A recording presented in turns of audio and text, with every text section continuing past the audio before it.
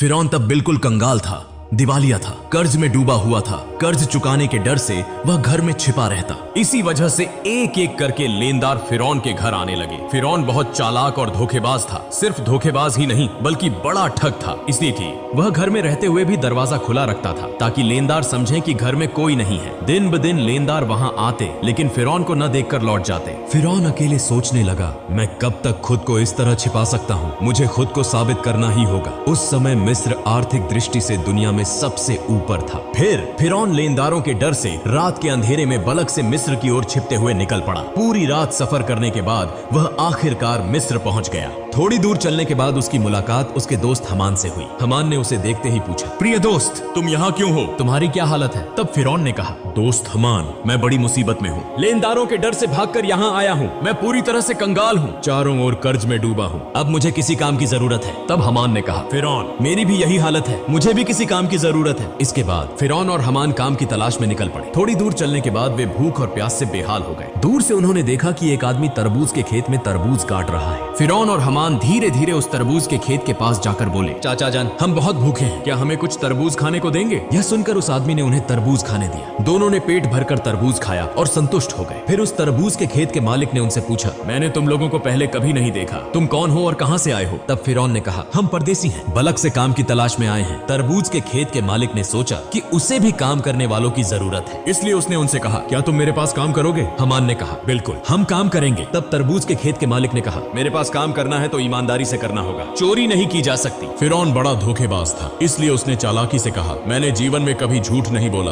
और चोरी तो दूर की बात है। इस तरह चालाकी से फिरौन और उसका दोस्त हमान तरबूज के खेत के मालिक का दिल जीतकर काम पर लग गए। अगले दिन से फिरौन और हमान तरबूज लेकर बाजार जाने लगे। बाजार में तरबूज ऊंचे दाम पर बेचते और मालिक को ज्यादा मुनाफा दिखाते। इस तरह उन्होंने और भी ज्यादा मालिक का दिल जीत लिया। काफी समय बीत गया। एक दिन फिरौन ने उस खेत के मालिक से कहा, चाचा जान, आप तरबूज पीस के हिसाब से हमें बेचें, इससे आपको और ज्यादा मुनाफा होगा। खेत के मालिक ने उसकी बात मान ली। इसके बाद फिरौन अगले दिन फिर बाजार में तरबूज बेचने ले गया। वह तरबूज पीस के हिसाब से खरीदता, कभी कभी कुछ तरबूज चोरी भी करता और बाजार में तरबूज को काटकर टुकड़ों में ऊंचे दाम पर बेचता। इस तरह चालाकी से फिरौन ने बहुत पैसा कमा लिया। एक रात फिरौन ने अपने दोस्त से कहा, हमान, अगर हम सिर्फ तरबूज बेचते रहे तो जिंदगी में कुछ नहीं कर पाएंगे, हमें कुछ और करना होगा। उस समय एक अद्भुत घटना घटी। मिस्र के बादशाह ने अपनी सेना के माध्यम से देश में एक घोषणा जारी की। सैनिक विभिन्न स्थानों पर जाकर कहने लगे, यह सूचित किया जाता है कि मिस्र के कब्रिस्तान में एक चौकीदार की आवश्यकता है। यदि कोई व्यक्ति इस नौकरी को करना चाहता है तो वह तुरंत मिस्र के बादशाह के दरबार में संपर्क करे। यह कहकर सैनिक वहां से चले गए। इस बात को प्रत्यक्ष और परोक्ष रूप से सुनने के बाद फिरौन ने अपने दोस्त हमान से कहा, हमान, चलो हम राज दरबार में चलते हैं। हमान ने कहा, मुझे लगता है कि यह संभव नहीं होगा। तब फिरौन ने कहा, इस काम को हाथ से जाने नहीं देना चाहिए, चलो एक बार कोशिश करते हैं। इसके बाद फिरौन और हमान बिना देरी किए मिस्र के राज दरबार में पहुंचे। मिस्र के बादशाह ने उनसे पूछा, तुम लोग कौन हो और क्या चाहते हो? तब फिरौन ने हाथ जोड़कर निवेदन किया, मैं एक मुसाफिर हूँ, परदेश से आया हूँ, मैं बहुत ही जरूरतमंद हूँ। मैंने सुना है कि आप कब्रिस्तान के चौकीदार की नियुक्ति करेंगे, कृपया मुझे यह नौकरी दे दे, मैं जीवन भर आपका आभारी रहूंगा। मिस्र के बादशाह ने फिरौन को देखकर मन ही मन सोचा, उसका शरीर मजबूत है और चेहरा भी अच्छा है, लगता है वह इस काम को कर पाएगा। यह सोचकर बादशाह ने फिरौन को कब्रिस्तान के चौकीदार की नौकरी पर नियुक्त कर दिया।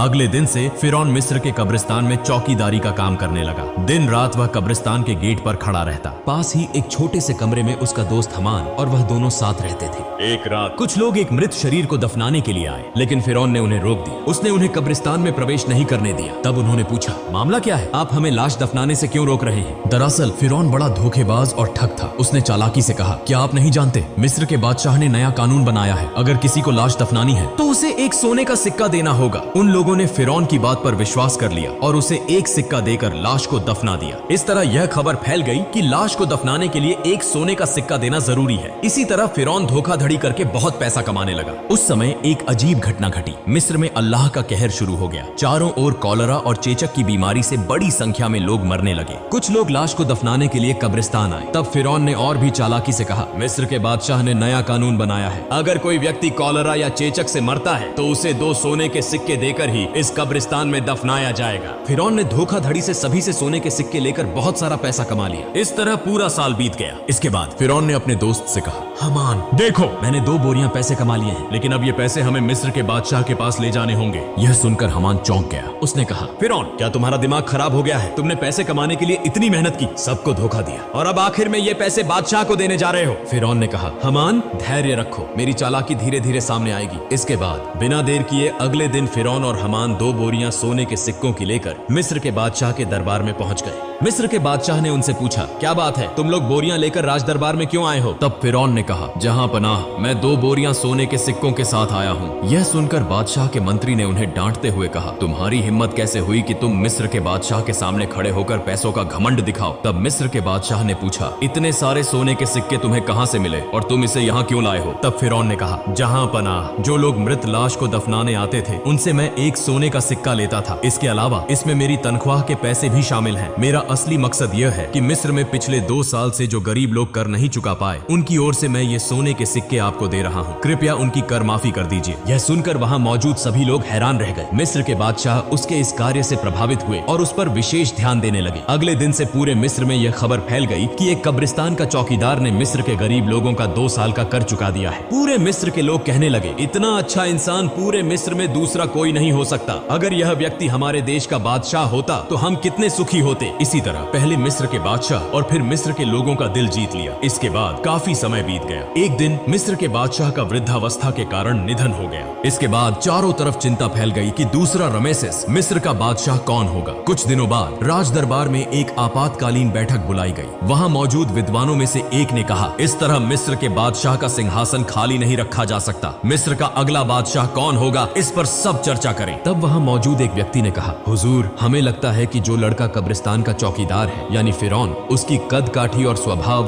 दोनों ही उपयुक्त हैं। वह बहुत अच्छा है और जनता का भी ख्याल रखता है। हमें लगता है कि उसे ही बादशाह बनाया जाना चाहिए। तब वह विद्वान व्यक्ति बोला, ठीक है, तो ऐसा ही हो। सबकी सहमति से फिरौन मिस्र का बादशाह बन गया। जो व्यक्ति एक दिन तरबूज बेचता था, जो कभी कब्रिस्तान का चौकीदार था, आज भाग्य के पलटने से वह पूरे मिस्र का बादशाह बन गए। असल में फिरौन कितना घटिया इंसान था, यह किसी को मालूम नहीं था। इधर फिरौन के मिस्र का बादशाह बनने के बाद उसने फिर से तरह तरह की चालाकी और धोखाधड़ी शुरू कर दी। उसने अपने दोस्त हमान को मंत्री बना दिया। एक दिन फिरौन राज दरबार में बैठा था। उसने अचानक घोषणा की, पिछले 1 साल में मिस्र के किसी भी व्यक्ति को कर चुकाने की जरूरत नहीं है। यह सभी कर फिरौन की ओर से माफ किए जाते हैं। यह खबर सुनकर मिस्र के गरीब लोग बहुत खुश हुए। बाद में जब वहाँ कोई और नहीं था तो हमान ने कहा, दोस्त फिरौन, अगर तुम इस तरह सारा कर माफ कर दोगे तो बादशाहत कैसे चलेगी? फिरौन ने कहा, हमान धैर्य रखो, इसके बाद मैं ऐसी चाल चलूंगा कि जीवन भर हम ही पूरे विश्व के बादशाह बने रहेंगे। ऐसी कोई ताकत नहीं होगी जो हमें हरा सके। इसके लिए योजना बनानी होगी। इस बात को कहकर वे दोनों एक एक करके चले गए। अगले दिन से पूरे मिस्र में फिरौन का नाम चर्चित होने लगा।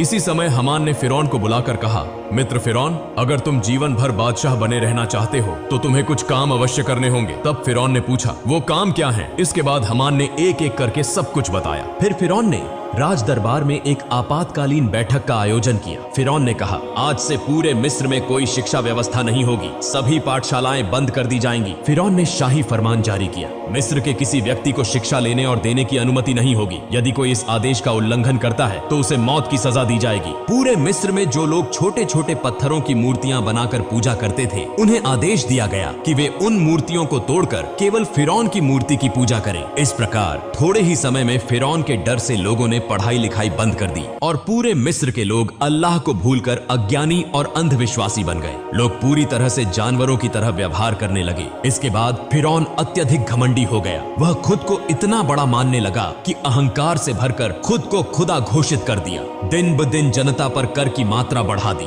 अन्याय और अत्याचार बढ़ने लगे। फिरौन ने पूरे मिस्र पर अकेले शासन करना शुरू कर दिया। ब्याज, रिश्वत, व्यभिचार और अनैतिकता की घटनाएं बढ़ने लगी। संक्षेप में फिरौन बनी इस्राएल के लोगों को अपमानित और अत्याचार करने लगा। सिर्फ आसिया को छोड़कर कोई भी फिरौन के अपमान और अत्याचार से बच नहीं पाता था, क्योंकि आसिया उस समय की सबसे सुंदर, गुणवान और धार्मिक महिला थी। इसीलिए कई साल बाद फिरौन ने आसिया को अपनी बीवी के रूप में स्वीकार किया। एक दिन आसिया अपने कक्ष में बैठी हुई थी। वह मन ही मन सोच रही थी, जिस तरह मेरे शौर फिरौन देश की जनता पर अन्याय कर रहे हैं और खुद को खुदा कह रहे हैं, इससे वे न केवल अल्लाह के गुस्से के शिकार होंगे बल्कि पूरे देश को भी बर्बाद कर देंगे। उसी समय फिरौन उस कक्ष में प्रवेश करते हुए बोला, बोला, आसिया तुम इतनी चिंतित क्यों दिख रही हो? तब आसिया ने कहा, प्रिय शौहर, आप यह तो जानते ही हैं कि यह धरती, चांद, सूरज, आसमान और जमीन सब कुछ महान अल्लाह ताला ने बनाया है। इसलिए चाहे इंसान कितनी भी शक्ति प्राप्त कर ले, वह एक छोटा सा कीट भी नहीं बना सकता।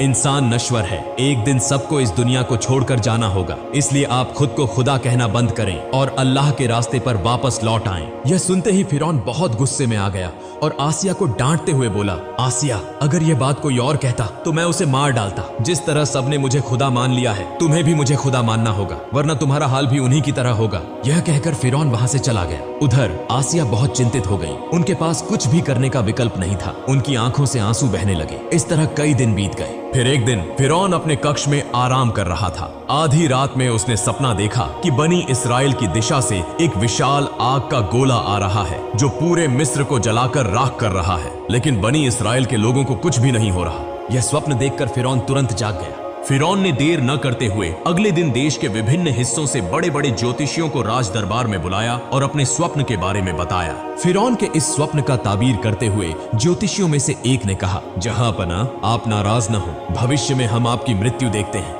आप बहुत अधिक समय तक मिस्र के बादशाह नहीं रह पाएंगे। आपकी शक्ति पूरी तरह नष्ट हो जाएगी। यह सुनकर फिरौन बहुत गुस्से में आ गया और ज्योतिषी को डांटते हुए बोला, क्या कह रहे हो? मुझे शक्ति से बेदखल करने वाली कोई ताकत है क्या? तब ज्योतिषी ने कहा, बनी इस्राएल में से एक लड़का जिसका नाम मूसा है आपकी शक्ति समाप्त कर देगा। यह कहकर वे वहां से चले गए। कुछ दिन बाद फिरौन ने हमान से कहा, मिस्र के हर घर में यदि कोई लड़का बच्चा हो तो तुम अपनी सेना लेकर उसे मार डालो। फिरौन के आदेश पर हमान अपनी सेना के साथ मिस्र के हर घर में घुसकर बेटों को मारने लगा। तफसीरकारों के अनुसार इस तरह लगभग 80,000 बेटों की हत्या करने के बाद फिरौन ने फिर से मिस्र के सबसे बड़े ज्योतिषियों को गणना करने के लिए बुलाया। फिर ज्योतिषियों ने कहा, जहांपना हम गणना करके देख रहे हैं, आपके द्वारा मारे गए लड़कों में मूसा नामक लड़का नहीं है। फिरौन ने कहा, अच्छे से गणना करो। इस बार ज्योतिषियों ने कहा, जहांपना हम गणना करके देख रहे हैं, चाहे आप उसे मारने की कितनी भी कोशिश करें, आप उसे मार नहीं सकते। मूसा नामक यह लड़का आपकी शक्ति को नष्ट कर देगा और वह लड़का अब बच्चा है। यह सुनते ही फिरौन और गुस्से में आ गया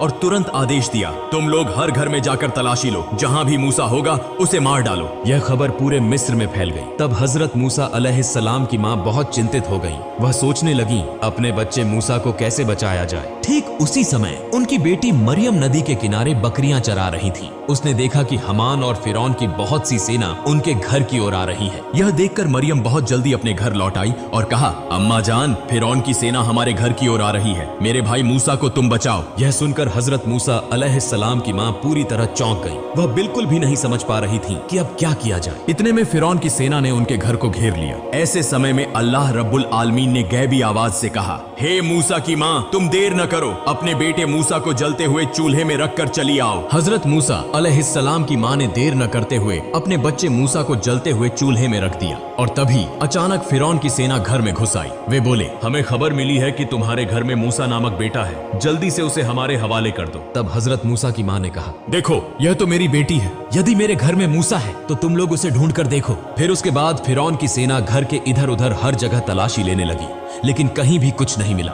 आखिरकार वे सभी वहां से चले गए। फिर हजरत मूसा अलैहिस्सलाम की माँ रोते रोते उस जलते हुए चूल्हे के पास गई और देखा कि हजरत मूसा अलैहिस्सलाम जीवित हैं और उसी जलते हुए आग में खेल रहे हैं। अल्लाह की कृपा से हजरत मूसा अलैहिस्सलाम का एक बाल भी आग में नहीं जल गया। तब हजरत मूसा अलैहिस्सलाम की माँ ने अल्लाह का शुक्र अदा किया और कहा, हे अल्लाह, तुम सभी शक्तियों के मालिक हो, तुम्हारी सारी प्रशंसा है। अल्लाह, तुमने मेरे बेटे मूसा को बचाया। इसके बाद हजरत मूसा अलैहिस्सलाम की माँ ने उसी रात एक सपना देखा। अल्लाह रब्बुल आलमीन कह रहे थे, तुम एक लकड़ी का संदूक तैयार करो और हजरत मूसा अलैहिस्सलाम को उस संदूक में रखकर नील नदी में बहा दो। इस बीच अल्लाह रब्बुल आलमीन ने हजरत जिब्राइल अलैहिस्सलाम को बुलाया और कहा, हे जिब्राइल, तुम जाओ और मूसा अलैहिस्सलाम की माँ की मदद करो। यह आदेश पाकर हजरत जिब्राइल अलैहिस्सलाम मूसा नबी के घर की ओर चल पड़े। सुबह हजरत मूसा अलैहिस्सलाम की माँ अपने घर के सामने बहुत चिंता में बैठी हुई थी। उसी समय देखा कि एक दरवेश उनके घर आया। फिर मूसा नबी की माँ ने कहा, आप कौन हैं? मुझे तो आप पहचान में नहीं आ रहे। तब वह व्यक्ति अपना परिचय छुपाते हुए बोला, मैं एक बढ़ई हूँ, क्या आपको कोई लकड़ी का सामान बनवाना है? तत्क्षण मूसा नबी की माँ बोली, बिल्कुल, मुझे एक लकड़ी का संदूक बनवाना है। और इस तरह अल्लाह ताला ने उस दिन जिब्राइल अलैहिस्सलाम के माध्यम से मूसा अलैहिस्सलाम की माँ को संदूक बनाने में मदद की। फिर मूसा अलैहिस्सलाम को नील नदी में बहा दिया। अल्लाह की क्या कुदरत! नील नदी का प्रभाव जिस दिशा में बहता है, हजरत मूसा अलैहिस्सलाम का लकड़ी का संदूक उसके विपरीत दिशा में बहता रहा। इस तरह बहते बहते हजरत मूसा अलैहिस्सलाम का लकड़ी का संदूक फिरौन के राज दरबार के पास पहुंच गया। वहां फिरौन और उसकी पत्नी मां आसिया और अन्य दासियां मौजूद थीं। जैसे ही उन्होंने संदूक देखा, मां आसिया तुरंत आगे बढ़ी। मां आसिया ने संदूक खोला और देखा कि उसमें एक सुंदर बच्चा पड़ा है। उसके मस्तक पर जैसे नूर का उजाला चमक रहा हो। इतना सुंदर बच्चा उन्होंने कभी नहीं देखा था। इसलिए बिना देर किए मां आसिया ने मूसा अलैहिस्सलाम को अपनी गोदी में उठा लिया और फिरौन के पास जाकर बोली,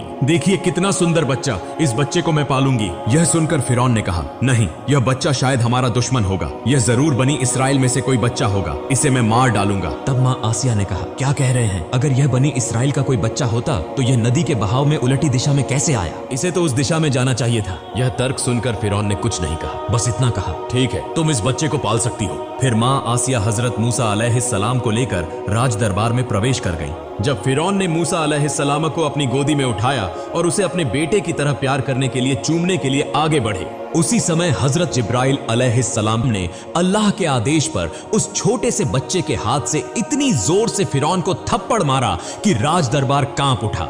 ऐसा लगा जैसे भूकंप शुरू हो गया हो। तब फिरौन के मन में संदेह उत्पन्न हुआ। वह मन ही मन सोचने लगे, यह बच्चा निश्चित रूप से सामान्य बच्चा नहीं है, इसे परखना होगा। फिर फिरौन ने एक व्यक्ति से कहा, जाओ थोड़ा सा सोना लाओ और उसके साथ आग भी ले आओ, इस बच्चे को परखते हैं। यह सुनकर वहां उपस्थित सभी लोग हैरान रह गए। जब वह व्यक्ति सोना और आग लेकर आया, उसी समय अल्लाह रब्बुल आलमीन ने हजरत जिब्राइल अलैहिस्सलाम के माध्यम से हजरत मूसा अलैहिस्सलाम का हाथ आग की ओर घुमा दिया और हजरत मूसा अलैहिस्सलाम चीखते हुए रोने लगे। तब मां आसिया बोली, आप जैसे कठोर हृदय और निर्दयी इस दुनिया में और कोई नहीं होगा। इस छोटे से बच्चे को क्या आग और सोने का कोई अंतर पता है? इसके बाद फिरौन के मन का संदेह दूर हो गया और इस प्रकार हजरत मूसा अलैहिस्सलाम फिरौन के घर में ही बड़े होने लगे। प्रिय दर्शक, आज का वीडियो यहीं समाप्त होता है। अगर आपको अगले पार्ट सुनना है तो कमेंट कीजिए। अस्सलामु अलैकुम। सभी लोग खुश रहें।